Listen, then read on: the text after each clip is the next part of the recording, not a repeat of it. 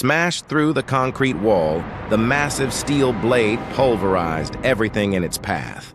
Heemeyer spent 18 months welding 12,000 pounds of steel to cause $7 million in property damage. Yet how did this armored machine? On June 4, 2004, the mountain town of Granby became a target for a man who felt he had nothing left to lose. This is the definitive account of Marvin Heemeyer's calculated descent into obsession that created the legend of the Killdozer. To understand the chaos of that afternoon, we must look back to 1992. That was the year Marvin Heemeyer, a skilled welder with the weathered hands and steady gaze of a life. He purchased 2 acres of land for $42,000, a modest investment in his version of the American dream. He opened Mountain View Muffler, earning a reputation as a meticulous, if somewhat stubborn, craftsman. In the rugged culture of the American Mountain West, where individual liberty and property rights are regarded as sacred, Marvin seemed to fit right in. For nearly a decade, he lived a quiet, industrious life. But the peace began to fracture in 2001. That year, the Granby Town Council and the Planning Commission approved a zoning change for Joe Dochef and his family. They planned to build a massive concrete batch plant on the property immediately adjacent to Marvin's workshop.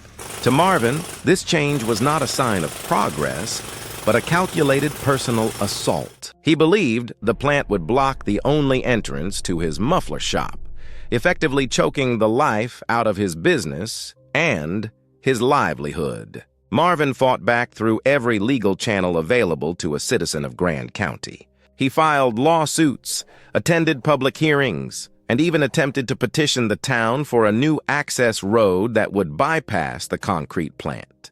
Each time, the town's leadership, including town manager Bill Morrow, turned him away. The local government stood firm behind the Dochefs, leaving Marvin feeling like an isolated outsider in a town he had come to call home. Tensions reached a breaking point when the town fined Marvin $2,500 for various violations, including keeping junk cars on his property and failing to connect to the municipal sewer line. Marvin's defense was simple and logical to his own mind. The ongoing construction of the concrete plant made it physically impossible for him to lay the necessary pipes. He felt increasingly cornered by what he described as good old boy politics, a system he believed was designed to protect the influential while crushing the independent man. After his final legal appeal was denied in 2003, Marvin Heemeyer stopped fighting with words and legal motions. He had already purchased a 50-ton Komatsu D155A bulldozer at auction, and the heavy silence of his workshop, but there was one detail that didn't make sense, and no one noticed it yet. The rhythmic clanging of metal on metal echoed through the quiet of the industrial park, a sound neighbors dismissed as the typical labor of a man obsessed with his muffler business. Marvin Heemeyer had closed the doors of Mountain View Muffler to the public, but the lights inside stayed on, often burning late into the frigid Colorado nights. In late 2002, he had spent precisely $42,000 at an auction on a Komatsu D155A bulldozer, a machine weighing nearly 50 tons. To the townspeople of Granby, it looked like a tool for a new road, or perhaps a way to finally settle his property disputes. In reality, that shop became a laboratory for a singular, vengeful purpose. For over 18 months, Heemeyer labored in total isolation, using a homemade crane to lower massive composite armor plates onto the machine's chassis. These were not merely steel slabs.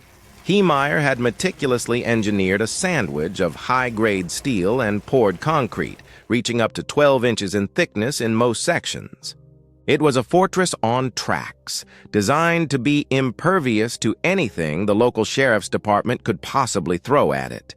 But there was one specific alteration to the bulldozer's entrance that didn't make sense, and no one noticed it yet. Heemeyer was not just building a vehicle, he was building a tomb. He knew that once the armor was lowered, he would be completely blind. To solve this, he installed a sophisticated network of video cameras shielded by 3-inch bullet-resistant plexiglass. Knowing the dust and debris of demolition would soon cloud his vision, he rigged a system of compressed air nozzles to blow the lenses clear at the push of a button. Inside the cramped, sweltering cab, he installed 2 air conditioning units and multiple fans to keep the electronics and himself from failing under the intense heat of the massive engine. He also carved out 3 strategic gun ports, fitting them with a .50 caliber semi-automatic rifle, a .308 semi-automatic, and a .222 hunting rifle. Every weld, every bolt, and every camera was a calculated response to a decade of perceived grievances. He was creating a machine that required no exit strategy because he never intended to leave the driver's seat alive. As the final steel plate was lowered into place with his homemade crane, the man who had felt silenced by the town council was finally ready to make a sound that, at exactly 3 p.m. on June 4th, 2004, the quiet Friday afternoon in Granby was shattered by a sound like a localized earthquake. Inside Mountain View Muffler, Marvin Heemeyer sat in a reinforced cockpit, surrounded by glowing video monitors and the low hum of industrial fans. He pushed the throttle forward. The modified Komatsu D155A didn't just exit the building, it pulverized the wall, emerging from the dust as a gray, boxy specter of steel and concrete. His first destination was mere yards away, Mountain Park Concrete. Joe DeChef watched in disbelief as the machine he had heard rumors about became a terrifying reality, turning the batch plant he had fought so hard to build into a... Sheriff Jim Holahan and his deputies moved in quickly, but they soon realized they were fighting a ghost in a tank. They fired hundreds of rounds from service pistols and rifles. The bullets simply flattened against the bulldozer's 12-inch thick composite skin, leaving nothing but silver streaks on the armor. "It's not stopping," one officer yelled over the radio, the desperation clear in his voice as he watched his rounds fail. A deputy even managed to climb atop the moving beast, attempting to find a weakness or a way to peer inside, but the armor Heemeyer had welded shut was an impenetrable shell. The authorities even weighed the possibility of calling in an anti-tank missile from the National Guard, but the risk to nearby civilians in the heart of town was a price no one was willing to pay. The machine crawled at roughly 5 miles per hour, a deliberate, agonizing pace that allowed Heemeyer. He turned the nose of the machine toward the center of Granby, following a mental map of grievances a decade in the making. The town hall was his next target. As the massive steel blade bit into the siding, town clerk Nanette Heckler and other employees scrambled to evacuate the building as it groaned under the weight. Next door, in the town library, children were rushed to safety just moments before the walls began to buckle. In total, 13 buildings would feel the weight of Heemeyer's steel blade that afternoon. The Sky High News office, where Dick Thompson and Patrick Brower had published editorials Heemeyer viewed as personal betrayals, was leveled in minutes. Even the home of a former mayor's widow was not spared, a detail that chilled the local community and hinted at the depth. The air in Granby grew thick with the acrid smell of diesel smoke and the fine powder of pulverized drywall. From the gun ports of the machine, Heemeyer fired a .50 caliber semi-automatic rifle at large propane tanks and power transformers belonging to Xcel Energy. He was attempting to trigger massive explosions that could have leveled entire blocks, yet miraculously, the hardware held and no fire broke out. By 5 p.m., however, the mechanical monster was beginning to falter. The radiator had been pierced during the initial assault, and a thick plume of white steam now trailed behind the behemoth like a funeral shroud. Heemeyer steered the failing machine into the Gamble's hardware store, intent on one final act of ruin. As the tracks bit into the floor, the ground gave way, and the bulldozer plummeted into a small basement storage area. The engine groaned, The heavy steel tracks churned fruitlessly against the foundation, and at 5:07 p.m., the machine finally fell silent. But the most devastating... At 2:15 in the afternoon on June 4, 2004, Marvin Heemeyer used a homemade crane to lower the final steel and concrete sheath over himself, effectively entombing his body within 70 tons of machinery. There was no way out, and from that moment on, there was no turning back. But what investigators discovered next changed everything. The mechanical roar of the Komatsu D155A echoed through the mountain valley as the 70-ton machine burst through the walls of the Mountain View Muffler shop. For the next 2 hours and 7 minutes, the town of Granby belonged to Heemeyer. His first destination was Mountain Park Concrete, the facility owned by Joe Dochef that had served as the lightning rod for Heemeyer's decade-long resentment. As the armored blade tore through the plant's infrastructure, leveling the concrete batch plant in minutes, Dochef and his employees could... Sheriff Jim Holahan arrived on the scene quickly, but he found his department facing a threat for which no training manual existed. Officers stood their ground, emptying their service weapons into the bulldozer's hull, but the bullets simply disintegrated. Even as flashbang grenades erupted against the steel, the machine never wavered in its steady, rhythmic advance toward the heart of the town.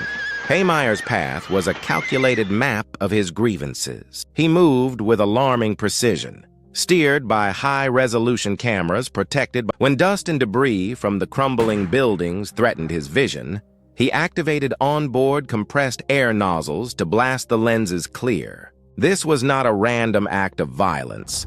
It was a surgical removal of the institutions he felt had conspired against him. He reduced the Granby Town Hall to a pile of twisted rebar and dusty drywall, sending town clerk Nanette Heckler and several others scrambling for their lives. He then turned those massive tracks toward the offices of the Sky High News, where managing editor Patrick Brower watched the walls of his professional life collapse. Inside the cab, the environment was eerily controlled. 2 air conditioning units and several fans hummed to keep the temperature stable, while Heemeyer monitored. He occasionally manned the onboard weaponry, firing a .50 caliber semi-automatic rifle and a .308 semi-automatic rifle through specialized gun ports. He targeted propane tanks belonging to XL Energy and power transformers, attempting to spark a massive explosion that would have leveled blocks, though the tanks miraculously held. The rampage continued through 13 buildings, including the home of a former mayor's widow, as the bulldozer proved impervious to every attempt to stop it. Authorities even discussed using an anti-tank round, but the risk of collateral damage in the dense residential areas was deemed too high. The end only came when the machine's sheer mass became its own enemy. As Heemeyer drove into the Gamble's hardware store, the floor gave way, trapping the machine in a small basement area.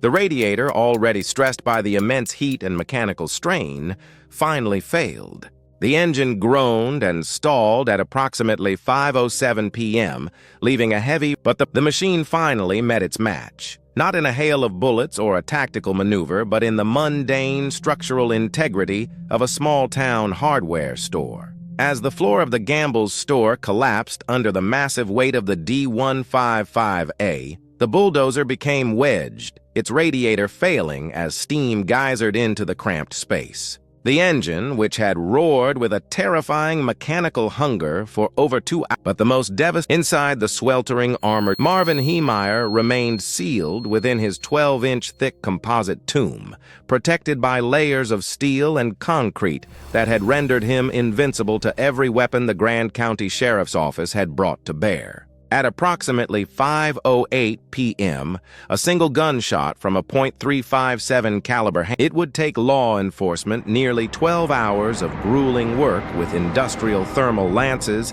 and explosives to finally breach the hatch that Heemeyer had lowered into place with a crane. When they pulled his body from the wreckage on the morning of June 5, 2004, the air in Granby was thick with the scent of diesel and the weight of a transformed reality. The aftermath was a landscape of literal and metaphorical ruins. While Heemeyer was the only fatality, the scale of he had targeted 13 buildings, including the Town Hall, the sky-high news office owned by Dick Thompson, and the home of a former mayor's widow. The Colorado Department of Transportation, fearing the Killdozer would become a macabre shrine for anti-government extremists, made the decision to dismantle the machine in 2005. They oversaw its destruction with surgical care, cutting the steel into thousands of pieces and dispersing them to various secret scrapyards to ensure it could. Yet, the ideological tremors of the event could not be so easily buried. Today, Heemeyer remains a deeply polarizing figure, often viewed through two entirely different lenses. To a segment of the public, he is the last small-town hero, a man pushed past his breaking point by what he perceived as the corrupt good-old-boy politics of the Granby Town Council. To the residents of Granby who were there that day, including managing editor Patrick Brower and the children who were in the library adjacent to the town hall, he was a domestic terrorist who was willing to kill anyone who stood in the way of his grievance. The final piece of the puzzle lay in the audio tapes he left behind, which investigators reviewed in the following weeks. In those recordings, Heemeyer didn't sound like a man seeking vengeance. He sounded like a man who believed he had been chosen.